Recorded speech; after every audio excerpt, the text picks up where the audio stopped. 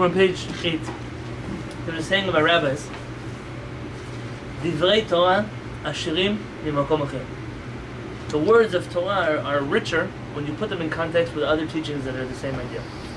So we were learning on Shabbat in the Kehillat about studying Agarta and then saying Kaddish afterwards, and how that Kaddish forgives the Jewish people for all their avirot, for all the things they did wrong. So we're now studying a chapter about saying Kaddish after you finish studying. So this is now going to shed some more halachic light on a philosophical concept we touched on over Shabbat. In the middle of the page, in the bold line, there's one paragraph, two paragraphs, small paragraphs, and the third one is a bold line. Amirat Kaddish, saying Kaddish, Al Yisrael, the Al Yisrael Kaddish, Achar Halimud B'tzibur, after studying in public.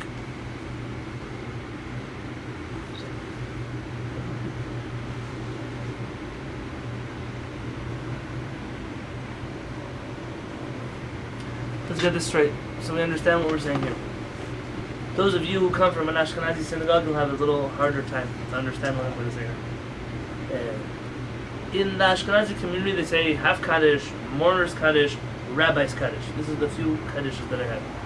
And this concept of mourner's Kaddish is not essentially true. I mean, Kaddish was instituted before we gave this to mourners to say. There was a Kaddish. There are a few Kaddishim that must be said during the Tefillah. And we allow mourners priority to say them over anybody else in the synagogue in order to give merits to the souls of their family members that passed away.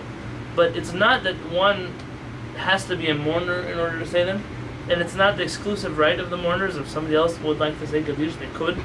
And the place where there are no mourners, I see many synagogues that just skip it. Because it's called mourners Kaddish, and there's no mourners here, they skip it. That would be like saying the Chazan's repetition of the Amidah. Oh well, if we don't have a professional Chazan here, so we're just not going to say it because it says Chazan's Amidah. It's lacking in understanding of Kaddishim. You say all the Kaddishim, rather when there are mourners, it's given to the mourners. So to call it the mourners Kaddish, it may be accurate in terms of who says it and what says it, but that's not the name of the Kaddish. In the books of Halakha, Sephardic and Ashkenazi, they all break down the Kaddishim with the same words. It's the Sidurim that are phrased differently. In fact, our Sidur says mourners Kaddish too, so I don't know where they picked that up from, but it's not. It's a mistake. I'll bring it up next time I speak to them. It's a beautiful Sidur. It's allowed to have a mistake. Nothing bad. There's a half Kaddish. What is a half Kaddish? No, just joking. It's the first 5 Amen. Svit Gadal, Kadash, and then it ends Damiran Balmav, Imu Amen. Half. When do we say a half Kaddish? Before the Amidah. So we'll say in Shachrit, we'll say it before Baruch Hashem V'Orach. Then we'll say it again in Shachrit when? Before the Amidah. Yeah. No, we don't. Oh, no, we don't. In Shachrit, we say it again after the Chazan's repetition. Of the Torah. After the Tachanun. Oh. Right? And after reading. And then if there's Torah reading, then after. And then when will we say it? And then that's the last half Kaddish we say. In Mincha, we say half Kaddish after Ashrei, before the Amidah. Oh, that's the one. In Arvit, we say, if you're Ashkenazi, you don't do the first one. The Sfaradim, we say half Kaddish before Baruch Hashem V'Orach, and then a half Kaddish before the Amidah. The Ashkenazim only say the one before the Amidah. The half Kaddish purpose is, it's kind of like to separate chunks of tefillot, but you're still in the same tefillah. You're still doing the same prayer service. So it introduces certain tefillot. It breaks up certain tefillot, like between the Amidah, between the Tachanun and the Torah reading, between the Torah reading and the Ashrei Yoshu V'Techa. It breaks things up, but it's not a final stop. You then have a full Kaddish. What is a full Kaddish? We don't call it a full Kaddish, rather we call it Kaddish Titkabal, which means the Kaddish, it starts, the words start Titkabal. Why Titkabal? What does that mean, that sentence Titkabal? It's about all learning or something. Titkabal means Hashem, you should accept our tefillos. Titkabal, Tzalaton, Uvaoton. You should accept our tefillot, our supplications, along with the prayers of everybody else. That Kaddish is said only when you finish a tefillah. You can't say that in the middle of a prayer service. It's only at the end. So we say one of those at the end of Shacharit. One. At the end of Mincha. One.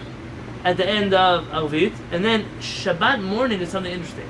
We say one between Shacharit and after Musaf because the Torah reading is kind of an interruption between the Shacharit prayer and Musaf. Why don't you say a Kaddish Titkabal after the Torah reading? Because you didn't make a prayer? Very good. Yeah. It's not a prayer, it's a Torah reading. Yeah. It's inappropriate to stick in a Kaddish for prayer over there. You then have two more Kaddishim. The Kaddish Yehesh Lama, which is what they call mourner's Kaddish. And then Kaddish, the Rabbi's Kaddish, which says Ad Israel v'Rabbanan, on Israel and on the rabbis. These Kaddishim are pretty much equal. They just filter them out based on what you're saying them after. If it's still in the middle of a prayer service, like after the song of the day or something like that, they'll say Kaddish Yehesh Lama. And after Torah study, like saying in Kilukenu and chapters from the Mishnah, they'll say the Kaddish, the Rabbi's Kaddish Al Yisrael, because we just study the writings of the rabbis, and therefore it's appropriate to bless the rabbis by saying Rabbi's Kaddish after we study their writings. But if you don't study Torah, so you don't say Kaddish Al Yisrael, you would just say a generic Kaddish, which is a full Kaddish that doesn't have for the prayers, it doesn't have for the rabbis, it's just a Kaddish. Kaddish Yehesh Lama is the most common Kaddish. You could say it after anything, that's something you could say with a minyan, of course, but interspersed throughout Tefillah. Now we're talking about a place, we finished studying Torah. Remember, the person finished praying, they went to synagogue, they studied Torah. Chok Israel, they studied Mishnah, they studied Talmud, they studied Halakha, whatever they're studying. Now they finished studying as a group. What should they do? They should say Kaddish. There's really a fifth Kaddish. I confuse you? What's the fifth Kaddish? There's a special at the end of a tractate of Talmud. Very good. Yeah. There's a special one we say. They also call it the burial Kaddish. You see, again, it is called, officially it's called the burial Kaddish. The same ones who call it the mourner's Kaddish call this one the burial Kaddish, because it's said at a funeral, unless the funeral falls out on, in the Ashkenazi tradition, unless the funeral falls out on an Erev Shabbat, after sundown, after midday, or on an Erev Yom Tov, after midday, then they don't say this Kaddish. They say a regular mourner's Kaddish. And this Kaddish is not really the burial Kaddish, because in the Rambam's days, they used to say this Kaddish every time they finished studying Torah together. What we do today is we really say it only when we finish a tractate of Torah study. So at a Siyum, when we make that celebration, when we finish studying a book of the Torah or a book of the Talmud, we'll say this Kaddish. This Kaddish essentially says, Hashem, you are going to create the world again, you'll uproot all the idolatry from the land of Israel. It's a prayer about the future, about the resurrection of the dead, about all kinds of things like that. And it makes sense to say that, obviously at a funeral, and then at any big significant occasion when we're praying for the world to be a pure place. So now we're just dealing Kaddish Al Yisrael, the Rabbi's Kaddish. Im hayu asara, if there were 10 Misrael, 10 Jews, shelamdu Torah, that study Torah. Now obviously, it has to be 10 men over the age of Bar Mitzvah. It's a minyan. Basically, we're saying if you have a minyan of people that study together. Nohagim nomar, there's a custom to say achar halimud, after they finish studying this Kaddish Al Yisrael.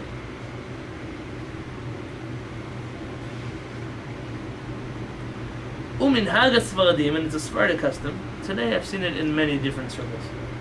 Lomar kodem HaKaddish, to say before the Kaddish, Divrei HaMishnah, the words of the Mishnah would say, Rabbi Chananya ben Akashia Omer. Rabbi Chananya, the son of Akashia, says, Ratza HaKadosh Baruch Hu lezakot Yisrael. Hashem wished to give merit to the Jewish people. And what's the continuation? Lefichach hirba lahem Torah mitzvot. Hashem therefore gave them numerous Torah mitzvot. Shneimar, Adonai chafetz leman tzidko, yagbil Torah v'yadir. There's a verse that he quotes here as a source, proof from text. I once said that I was giving a class and I was quoting this Mishnah Pekei. I said, and I quoted this, and in the middle of my class, someone stood up and started saying Kaddish. He was so used to hearing this before Kaddish that when I quoted it, he stood up like it was like a parrot. I jumped up. We're just quoting something. It's not the end of my class yet. And ever since then, I've been careful to like translate it in the middle to let people know that I'm learning it, not saying it. Yeah, but it's the custom to say that. Why do we say that? The reason we say that is because it's words of Agarata. It's words of a rabbi's, the Agarata portion of the Talmud, and therefore we want to say that before we say Kaddish, because sometimes you just study Halakha, you just study something else, and the rabbis make a big deal about saying Kaddish over Agarata. So we just study a little bit of Agarata, but it doesn't help when they say it so fast. They say it so fast, you don't understand what they're saying, you don't know who Rabbi Chanan ben Kasha was, you don't know what he said, you don't know what he means. And it's a very important thing to understand, to have understanding of these words. So because it's so important, let's talk about this Mishnah for a second. How many of you in your Bate Knesset, they say Rabbi Chanan ben Kasha? What you? Yeah, they say it. Anyone else? Itai in Yeshiva, they say? In Yeshiva. Rabbi Chanan ben Kasha Omer, what's that? I think so. No, okay. Okay, in some places they say. What does it mean? It says Rabbi Chananya ben Kasha says Hashem wanted to make the Jewish people innocent, meaning free of sin. He therefore gave them numerous Torah mitzvot.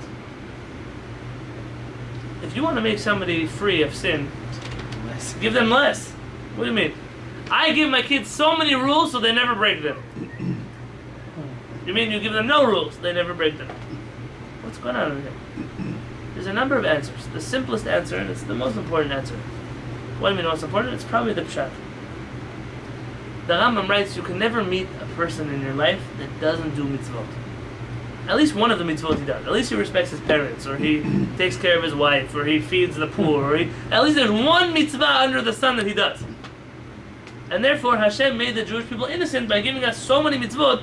There's no way you could be a person who doesn't keep anything. You always meet these Jews. I'm not religious. I don't do anything religious. Yeah. You nice to your parents? Yeah, sure. What does it have to do with anything? That's one of the 10 Commandments. Yeah. Do you have a family that gave you children? Yeah. So what? This is one of the 630 commandments. You give charity to the poor. When someone collects from you on the side of the street, you give them $1. Yeah, no, you give it to the guy. So if I did a list of all the mitzvot you keep, you would be so religious. You're probably more religious than some of us. But they're not taught to think like that. The Rambam says you have to change your thinking. See, and if this person would realize how religious they are, they maybe wouldn't spend so much energy trying to prove to everybody else how not religious they are. Because we already know, okay, you pretend that I have an uncle. He's the not religious one in the family. Yeah. He hosts the Tu B'Shvat Seder. He leads the Pesach Seder. He builds a sukkah at his house for everyone to come to. He's the one who goes to synagogue every morning to put on tefillin because not everyone gets a chance. He's like the family representative to the synagogue.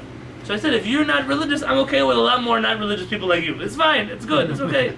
If it makes you happy to say you're not religious, Shalom and Israel, why not? There are a lot of people like that. There's another understanding of this Mishnah. Have you heard of the Dubno Magid? The Magid of Dubno? What is a Magid? Don't tell me if you study Ramchal, don't tell me the angels that come out of heaven. It's true. There is a Kabbalistic concept, a Magid, that speaks to Tzaddikim. I'm not talking about this Magid. Say better than a storyteller. It's like a traveling speaker. Not like you have today. Today you have these traveling speakers. Why do they travel? Because they couldn't get a job anywhere to teach. So they have to go wherever they'll take them. So they travel. Magid is the opposite. They traveled because they couldn't stay in one place because everybody wanted them to teach everywhere. So they would travel to teach everybody. And they would come to a town and they would do like a Shabbat. They would teach Torah. They would strengthen the community. And unfortunately, already by the time the Baal Shem Tov came around and the Hasidic movement started, you had many Magidim, kind of like today, that all their purpose is to scare people, to frighten people, to speak bad. Oh, you guys, you don't do Shabbat, you don't keep kosher, you don't smack them on the head. And the Baal Shem Tov used to chase such people out of town. He said, the Jewish people have enough problems. They have Cossacks, they need you also. They need you to run around and say how bad they are. We don't need you. By the way, I'm not pointing to you, Adam. When I say you, I'm you, it's this direction. Yeah. Okay. They don't need you. The Baal Shem Tov, we have enough problems. We have enough anti-Semites. They also need the rabbis to come around and hate us. It doesn't have to be. So the Magid of Dubno was famous because anything in the world he wanted to explain, he knew how to explain it with a story. So when they asked him to explain this Mishnah, he said, I want to tell you a story. There was once a a man who wanted to pass on the family business to his son. And every year he would travel to Turkey to go buy different silks and fabrics, and he had somewhere in Europe he had a big business of linens and fabrics and all kinds of things like that. That's how he made his money. But he bought the finest linens he could get in the Middle East. And he would always leave the house for a month out of the year and go travel there to go to the markets, to his friends, the merchants, the different people, and buy at the best prices and come back and make his profit the rest of the year. And in order to teach his son how to take over the family business, this year I'm not going to go. I've decided you're going to go instead of me. You're going to go. You'll shop in the markets, you'll find the best deals, you'll find the most quality fabrics, and you'll bring them back and sell them, and we'll see how well you do. And the son was so excited. It's the first time in his life he's ever leaving his little village in Poland. He's celebrating. Turkey is going to have good food and beautiful architecture and whatever they have. I don't know, they have Turkish delights and all kinds of things they have over there. He was very excited. And his father was about to send him away. But his father sent him, before he got on the ship, he gave him an itinerary. The whole month he's going to be there, from 7 o'clock in the morning till midnight, what he has to do. Who he should visit, where he has to go, what he has to be with, everything he has to do. And someone's very upset. So much stuff to do, I want to enjoy. He says, don't worry, I left you a day at the end. I gave you a day. I have a friend who's going to take you around traveling a little bit in the streets of Istanbul. You're going to see what it looks like. He's going to take you to the botanical gardens. He's going to take you wherever you want to go. That's it. He was working from day to night. He's about the best merchandise. And finally, this last day, he's walking around the gardens. And he starts crying. I've been here for a month. I've been breaking my back, running from here, making a deal over there, pulling out cash and paying this one, hiding them in a safe location. He says, and I realized it's such a beautiful city. If I would have known, I would have gone to the theater for one night. I would have go. There's a concert here. I would have enjoyed myself a little bit. He was very, very upset. So he tells his friend's father, sees he's so upset. He says, why do you look so bothered? Why are you so? I'm taking you to nice places. You're not like where I'm taking you. He said, I just wish I had more time to spend here. He said, now you understand the wisdom of your father. He said, your father knew if you would come here, what do people do? They come on vacation. They want to see all the nice places first. You'd find the nice gardens, you'd find the nice theaters, you'd find all the nice restaurants. It says you'll never do one day of business while you were here. You'd be enjoying yourself, wasting all your money, spending all your time. It says comes time at the end of 30 days, you'd have nothing to come home with. It says the Magid of Dubno, Hashem did the same thing to us. Hashem sends our neshama to this world for 30 days. For how long? 120 years. How much is 120 years? He sends us here and says, listen, I know what you're going to do when you come to this world. There are gardens, and there are amusement parks, and there are movies, and there are TV shows, and there are your favorite theaters, and your favorite singers, and your favorite food, and your favorite aquariums, and whatever your favorite thing to do is. Your favorite sports, you can make a list of it. He said, I know you're going to come to this world, and you're going to become so obsessed with taking a vacation, your neshama is going to come back to me after 120 years with nothing. With no fabrics, with nothing to sell, He says, what are you going to be good for? He says, you're going to be broke for the rest of your life. Because you came back without anything to invest in. So Hashem says, don't worry. I'm sending you here with a plan. We have halachot from the minute you wake up. How you wash your hands. What blessing you have to say. Which order you tie your shoes. How you put on your clothes. The right hand first, the left hand first. You tie the right shoe, the left shoe. How you go to the synagogue. What you should wear when you walk to the synagogue. What you wear in the synagogue. How you pray in the synagogue. What you do after the synagogue. What you eat. What you can't eat. Everything in the world. You have a spouse. How you can be with your spouse. Who you can marry. Who you can't marry. When you can marry. All kinds of things. Unbelievable the rules that we have. We are literally being micromanaged by KSH Kollel. And the people think, I'm so free, I don't have to keep any of these rules, I can do whatever I want. And what they don't realize is your neshama is here for a very limited amount of time. After 120, this is not where we're supposed to be. You think that something so incredible like a human being was created so it could spend 80, 90, 100 years on this earth and then go into the earth? Of course we have a greater purpose than this. So if we spend our whole life running after all the things that are fun and enjoyable, doesn't mean you can't enjoy it. There's time for that also. But Hashem wants to make sure that you don't get too distracted. You go to a college campus today, and I'm asking forgiveness for anybody who takes this personally. It used to be that universities were like the headquarters of any intellectual in the world. You were intellectual, you were knowledgeable, you want to be a philosopher. You want to be a scientist. You want to be used to go to university. Oftentimes I have to drive by different universities at night. I have to visit people. It could be UCSD, it could be San Diego State, wherever I'm driving. And you see how many thousands of kids are on the street. They're kids. I used to think they were older than me, but now they're younger than me. So now they're kids. And you see, what are they doing? They're running around. Half of them aren't wearing any clothing. Holding bottles of alcohol. Boys, girls, this, dancing, clubs. They say, I don't understand. This is the most intellectual society of this is the future? You tell me a person who doesn't go to university, what kind of person is he? I don't know. I'm going to show you the people who are in university, and you tell me if you want to be like them. Now, I'm not telling you, God forbid, I'm not making stereotypes here. No, a person could go and be serious, but you see, if a person goes, and what's the worst thing? In America, at least. A person can go to college, they don't even have to choose what they want to study. They have a few years to figure out what they want to study. In other countries, let's say you want to be a lawyer, so the first day you step into college, you're in the lawyer track. You have to do whatever courses it takes to make you a lawyer. You can't drop out 3 years in and then change class. You decided at the beginning you're going for a medical school, it's a medical school track. In the United States, you can study whatever you want. You can get a degree in a certain kind of fish. I know a person who has a PhD in a certain kind of fish that lives thousands of feet underwater, that they only have a few sightings of. They have their PhD in it. And what do you do with such a PhD? I don't know what you do. I'm not sure. Now it has value, of course. This person's an expert in this fish that lives in the water. But at the end of the day, now they have hundreds of thousands of dollars in college loans they have to pay back. There's banks, these banks are not nice to you. They wait for you on your neck, they wait to take your money away from you. Of course, when you needed money, they'll give you everything you need. Take for a living, for dorms, for partying, for visiting your parents in New York. And then the moment you graduate, they know where you live, they know where you work, they know what your bank account is, they know your social security number. And it's unbelievable what people do to themselves. That's not say you want to go down this track. But you have kids that they don't even, you ask them, what are you studying? How many years are you in college? 3 years. What are you studying? I don't know yet. So what are you doing? How many hours a day do you study? 3. 3 hours? Out of 24 hours in a day you're studying? And people have the chutzpah to look down at yeshiva students. You've been in my classes here. It's important to go to university. It's important to have a job. It's important to have a career. It's very important, not just to sit in yeshiva. I'm a big fan of this. But a yeshiva student, it's like 19 hours out of their day they're sitting and studying. Not everybody? Of course not everybody. Every place you have people that are not doing what they're supposed to do. When I was in yeshiva, from 7 o'clock in the morning, I was taking smicha tests. For example, the chuppah and kiddushin, when I was going to study laws of marriage.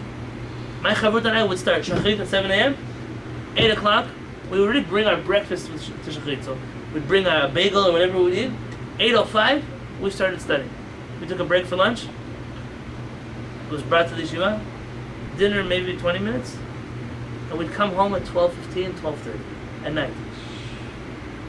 6 months like this, I think. Am I bragging about me? Not about me. I'm in yeshiva. I'm not in yeshiva anymore. They're still in yeshiva. You tell me, they don't have time to breathe, to think, to sleep. It's an intense night. Doron's coming back soon. Ask how many hours a day he sits and studies. 14, 15, 16, 17, 18. When every other kid is busy, they come home. I didn't know that on Wednesdays public school gets out early. I didn't know about such a thing. I'm already coming home from dropping off my kid at school and they're already out. And then where do these kids go? Their parents have jobs. Their parents come back at 3, 4, 5, 6, 7, 8. I don't know what time their parents come home. So what do these kids do? I see them hanging out in front of the school. I see them hanging out by the ice cream store. And then they probably go home and there are iPhones and there's internet and there's computers and it's like they become a vegetable. You sit in front of a screen for 10 hours. I once asked somebody how many movies he watches. He said a day? I said, tell me a day. So he can watch 4 or 5 movies a day. What? A day. Hey, you want to watch a movie? Call a kavod, get popcorn, sit down, watch a movie. But 4 or 5 movies a day. And then I said, did you call your mom today? I didn't have time to call my mom today. You don't have 5 minutes to pick up the phone to do something important? Of course, because you're so busy watching movies. I understand. How did I get to this conversation? Hashem sent us to this world and said, I can't let you look like those kids over there. They have too many hours in the day, they don't know what to do. You should know, when these kids are doing drugs and they start sleeping around with each other and whatever problems that happen, it's not their fault. Listen to me carefully. It's not their fault. The Gemara says there's a very wealthy man. He has a child. He wants his child to feel like he's in luxury, he's in a beautiful place. So he bathes him, he puts oils on him, he smears perfume on him, he combs his hair. And then he puts a sack of coins, gold coins around his neck, and he puts him right outside of a, forgive me, the Gemara says, a brothel. Where there are all kinds of women who do all kinds of things. Puts her right outside and says, have a good afternoon. What do you think he's going to do? You're setting him up for failure. You're not giving him a choice. Where's he going to go? So let's say a kid gets out on Wednesday at 12. And he wants to do something productive. Where does he go? Entertainment. Where can he go? If somebody wanted to do a chesed with the world, I have a new project for Kehillat HaShamayim. Is to open up an afternoon center for free. Who should pay for it? Their parents should pay for it. To let kids have a place to go hang out afterwards. Because you can have a good time, but it should be in an appropriate setting, in a proper fashion, proper supervision, with good and healthy things to do. Not to hang around the people who are dealing all kinds of. You want to be around good, positive people. It would be a big chesed if somebody could do that for the world. Take care, because what do you expect? You don't give someone what to do. So Hashem sends us to this world and says, I didn't want you to waste your life. So in order to make sure you don't waste your life, I gave you so many rules. So even if you break a few of them, you still used your life wisely. You still made it. It's an important thing to think about. This concept of the Gemara says, Bitul, when a person has nothing to do, it brings them lidei shimum. What is shimum? Boredom. You get bored. So when you are idle, you get bored. What happens when you get bored? It brings you to averot. Barry, if it made people sleep, I'd be happy. There's a famous custom not to sleep on Rosh Hashanah. At nighttime, yes, but not in the daytime. Because you shouldn't sleep in the daytime. It's like, they're judging you and you're sleeping and it doesn't look right. But if you're going to be sitting around speaking Lashon Hara the whole day, so it would be better for you to sleep. So if people said instead of hanging out and doing all kinds of bad things, I would sleep, I'd be happy. Even though you shouldn't sleep the whole day, but it's better than what else they would do. But the Gemara says you have too much free time, you get bored. And when you get bored, you start to do crazy things, things that damage you, things that hurt you. It's not a good thing. My grandfather, Alav Shalom, when he finished work, he retired. In Israel, they retire you at a certain point. You can't work forever. He signed up to go to Kollel. You know Kollel? It's a Kollel of other senior citizens. Everybody there was retired. But it was a real Kollel. They weren't, and they studied from the morning until the night. And my grandfather said, it's unbelievable. So when I was in Yemen, he said, you used to work in the field until you died. So I came to Israel, they have Gan Eden. I worked till I'm 65, and then I studied Torah my whole day after that. But I'll tell you the truth, I would see my grandfather and I would see some of his friends. Because I would walk with my grandfather to Kollel and walking back. Just the guy who sold apples and the guy who sold vegetables. And you'd walk, and as I'd walk him to Kollel, so suddenly the guy who sold apples, he's not selling apples anymore. He's not around with us anymore. The guy selling vegetables, he doesn't know what he's saying anymore. His mind is melting in his head. He doesn't have, and then you see the guys they're saying, playing chess in the street corner. When people didn't have what to do with themselves, then they start to, you don't use it, you lose it. And there are people, they've been very smart people, I'm very happy. At least in our society, I see that there's, for every age of people, there's things to do. There's programs that people join, people can get involved. The hardest thing when I would go to senior homes in Baltimore, is to see people that didn't want to take part in these activities. They didn't want to be part of the chess program or the gardening club or the poetry society or whatever there was. And unfortunately, speaking to one of the nurses, I'm not a doctor, so I can't tell you anything is true or not. But when a person has what to do with their life, they live long.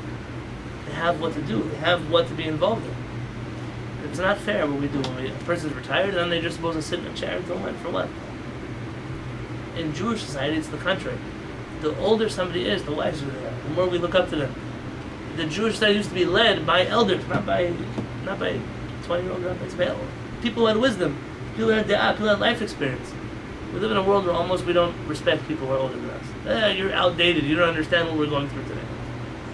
That's what it says. Pnei hador, pnei Kehillat. When the Mashiach comes, the face of the generations will be like the face of a dog. The dog has chutzpah, barks at you. You see, who are you? You're a startup company, but what happens? What happens? I have a friend whose parents used to own a printing press. They owned a printing press, like a real printing press. They used to make plates and slam them on paper and print and ink and the whole thing. And as time went on and printing became digital and computers and they had nothing to do anymore. And maybe they should have stayed current with the times. But even the people who took over their printing company, maybe they should have just said, maybe you'll stick around as a volunteer to help us figure out, a thing or two about printing. But the world is not like that anymore. My mother-in-law, she's an expert in calligraphy. Beautiful calligraphy she does. And she used to do it for all the invitations in the family. Today nobody wants it. Who needs calligraphy? We can do it on a computer. You have a person with a talent, I want to learn calligraphy before somebody forgets to know how to do calligraphy in the first place. Shooting at people who don't know how to write. Yeah, that's the problem. Maybe people don't even know how to write. So they wanted to write calligraphy, they don't even know how to write English when they're calligraphy. People don't know how to read anymore, they're listening to everything. It's interesting because they don't teach handwriting anymore. Cursive. It's true, that's what I heard. They start writing in handwriting and my children look and they're like, oh. Printing. What's that? So that's what this Mishnah means. This Mishnah that we say at the end has a lot of wisdom to it. And every time you hear this Mishnah before Kaddish, say, listen, I'm taking it to heart. Hashem wants me to be busy. He wants me to be doing things. And sometimes it feels too much. Like I have to do too many mitzvot. I want to just eat what I want to eat. Stop getting on my head about what But it's important. It's important. It's so important to have structure in your life. To have a schedule. To have what you do, what you don't do. Which days you do this, which days. It's important. Ve'im b'shah sh'lamdu Torah. And if during their Torah study class, Hayu sham pachot me'asara, there were less than 10, so they didn't have a minyan while they were studying. V'achar shesimu alimud ba'u l'sham asara, and after they finished studying, 10 people came. It happens sometimes. They come from, like on Shabbat afternoon, the people don't come to the class, but they'll come from mincha. So all of a sudden now you have 10, but you didn't have 10 when you were studying. Yesh omrim shemu kaddish al Israel. Some say you can say kaddish because now you have 10 people. V'yesh omrim shelo yomru, and some say you shouldn't say kaddish. Why? Because while you were studying, there weren't. While you were studying, there were not 10 people. So what are you saying kaddish for? Uletzet yidei safek, and in order to solve any problems, any doubts, yomru ha-mishnah, they should say Rabbi Yonatan Halevy Omer. That way now everybody has studied Torah together. V'achar kach yomru kaddish al Israel, and then they should say the kaddish al Israel. So you solve the problem by getting everybody involved in Torah study. Now, this might be true if you explain what it is that you're saying, but if you just mumble, Rabbi Yonatan Halevy Omer, I'm not sure.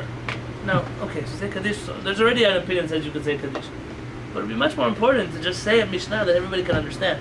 So you're saying that the people, that if there are less than 10 when you're studying, and then at the end of that study, there are 10 show up, that they should do some more study in order to create, Everybody should study together. in order to create the opportunity to say Correct. It's kind of like the laws of a zimun, and I'm not giving you now halakha l'maaseh, practical halachot, because we'll get to this soon. What happens when you were 2 people eating, and then a third person shows up just as you were wrapping up? Now you want to say a zimun because you have 3 people, but you can't because a third person didn't eat with you. A solution might be to bring out some cookies or some dessert and let everybody eat that part together, and then you can do a zimun. Because now you ate together. So even though you didn't eat the whole meal together, part of the meal you ate together. So even though they didn't study the whole class together, at least they studied the end together. Everyone was involved. What do you have to eat bread? 2 out of 3 have to eat bread. The third one has to just eat something. There's an argument whether drinking a glass of water is enough. There are some Ashkenazi opinions that drink a glass of water are enough. I don't know a solid answer why not, but it's not okay. But it seems like the custom, even in Ashkenazi circles, is to eat something, not just to drink. But it's a similar concept, so to get everybody involved in that limud Torah. But it has to be done with thought, and like we see, very often when things become part of the Jewish community's custom, we forget why it is that we do what we do. So for example, if you really just studied Mishnayot, you don't have to say Rabbi Yonatan Halevy Omer. You just studied the Mishnah, you just studied Agarata, so you don't have to say the sentence. Sometimes people say, oh Rabbi, you forgot to say Rabbi Yonatan Halevy Omer. Not in this room. Other places where it's not true. I don't need to say Rabbi Yonatan Halevy Omer. I just finished studying Agarata. Or sometimes when you say Rabbi Yonatan Halevy Omer, you should explain what you're saying. Explain that this is what the Mishnah says. The Mishnah says Hashem wanted to, or say another Mishnah. Take Pirkei Avot is full of Mishnayot you could just quote and read out loud. And maybe here's a good time to tell you that I went to the rabbi who taught me the term cash Torah. Cash Torah. Cash. Yeah, cash. You know what the word cash means? Everybody here? Dinero. Yeah. Money. Cash, money. Come on, cash. What's there in cash? There's two kinds of cash. Yeah. There's credit cards, you have checks, and you have cash. What's the difference? One's fake and one isn't. One's physical. One is available right now. Immediate. You're sitting at a table, and someone says, "Hey, you may say Dvar Torah. Say something of Torah." Oh, well, I don't know. I didn't read a good book recently. I didn't read a nice article. You have to have at least some cash Torah on you. Carry in your pocket a few random teachings that you remember from somewhere. It could be this Mishnah and the commentary of the Rambam, and keep it on you. That way, anytime you're asked to speak, you have at least something to say. And then you're teaching people Torah. So in any situation that you are, you have a few pieces of Torah, and you can say them over and over again. I know a rabbi, travels the whole world speaking. He only has one speech. I've heard him in 3 different places. The same speech. It's almost the same words. It's like you have a stand-up comedian, and they're so funny, but you hear them in 3 different places. The same skit. It's the same thing. So stand-up. That's called cash Torah. This is a person has something in their pocket that whatever they are, they have what to share. You can also have credit cards and checks and everything else. You know, I have to look it up. I want to prepare something. You can, but always have something smart to say. It helps a lot. It helps wherever you are. Sometimes you're in a situation, you're at work, to always have a nice thought to share.